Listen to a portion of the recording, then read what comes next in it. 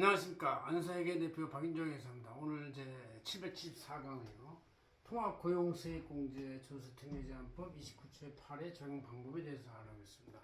굉장히 쉬운데 사실 그냥 강의 안에서 충분히 법을 보면 아는데 법이 워낙 복잡하게 돼 있으니까 세액공제 금액은 증가 인원수, 고용 증가 인원수 곱하기 1,450만 원에서 450만 원까지 그 차이가 있어요.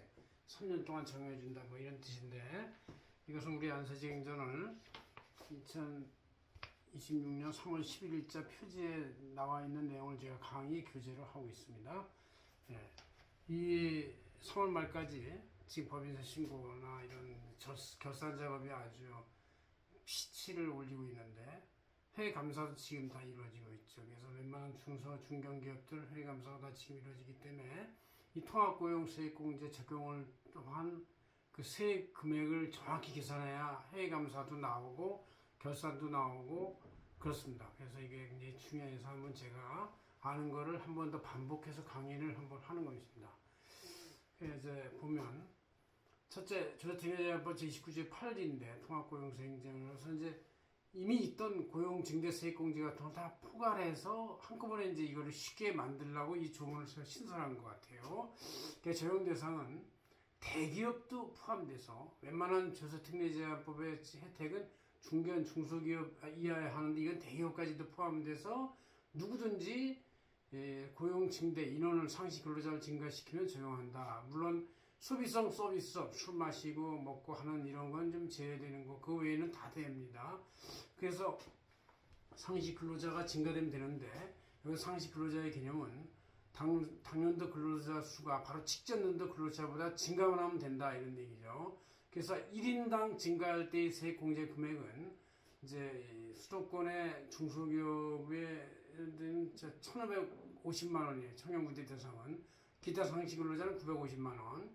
수도권 내 중소기업은 청년부대는 1,450만 원, 기타 상시는 850만 원. 중견기업, 웬만한 기업은 청년부대는 800만 원, 기타 상시 근로자는 450만 원. 대기업도 청년부대 대상이면 400만 원을 해준다 이런 얘기. 대기업에 이제 젊은 사람들이 취업을 하니까 이거를 이제 예상을 둬서 연봉이 나가는 만큼의 한 10% 이상 400만 원을 절감해 주겠다 이런 얘기죠. 그만큼 그걸 준다 이런 뜻하고 같아요. 매년 뭐 연봉이 나가면 그걸 유지하는 한 400만 원씩 계속 준다 이런 뜻이 대기업도. 자, 그럼 여기서 청년도 우대 대상이 되는 경우 이제 조금씩 금액이 높잖아요.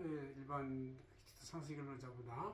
그래서 일단 15살부터 34세, 34살 사이 청년, 또 60세 이상의 고령자, 그 다음 장애인, 경력 단절 여성, 이렇게 이제 돼 있어요. 이런 분들을 고용하면은 우대 금액이 적용되는 것으로 돼 있어요.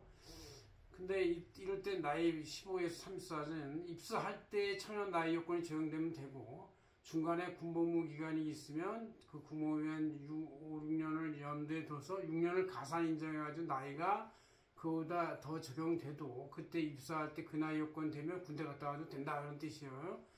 인원수 계산할 땐 매월말 인원 평균을 하는데 이제 상시 근로자의 매월말 기준에 상시 근로자 나누기 12달 더한 다음에 나누기 12개월 하면 평균 근로자 수가 나와요. 그래서 그 인원수가 작년보다 증가하면 하는데 증가 인원수의 단계는 두 단계로 파악한다. 첫 단계는 우대 대상 근로자, 즉 청년 등 우대 대상 근로자 수가 증가했느냐 먼저 따라서 계산하고 나머지 일반 근로자가 증가했냐 그래서 세액 계산을 곱하는 거다 이런 얘기죠. 그럼 계산 예는 자 우대 근로자 수 증가가 3명인데 일반 근로자에서 1명이 나가가지고 1명이 줄었다. 그러면 3명에서 1명 줄었기 때문에 2명이 돼요. 2명. 2명이 네트가 되는데 네트가 되는 2명에 대해서 우대 근로자 수 곱하기 이게 이제 수도권 내 중소기업이면 1,450만 원이 되니까 2,900만 원입니다. 2,900만 원 세액공제 받으면 되게 큰 겁니다. 그래서 이거를 적용하시는 게 무조건 유리한 거니까 웬만한 증가가 됐거나 사업장이 신설해서 고용 인원을 증가시킨 기업들은 이걸 전부 다 해보는 걸 권하고 있습니다. 그래서 안 했으면 작년 거도 감액경영 청구를 신청하면 될 수 있어요. 세액공제 기간은 중소 중견기업은 3년이고 대기업은 2년이 된다 이런 얘기죠.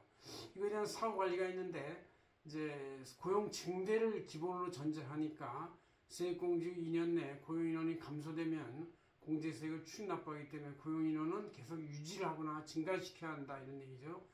그리고 세액공제 29조의 7에 고용징대 세액공제하고 또 30조의 4의 사회보험료 세액공제와 중복 적용은 안 되는 걸로 돼 있어요. 같은 개념 타겟이 똑같기 때문에 이제 그거는 중복 적용이 안 된다 이런 얘기고, 기타 제한은 최저한서 적용 대상이 되는 것이다. 그래서 중소기업은 7% 또는 8% 9%의 한계 세월에 걸리고 그보다 더 낮게 되면 2월 공제를 해야 돼요.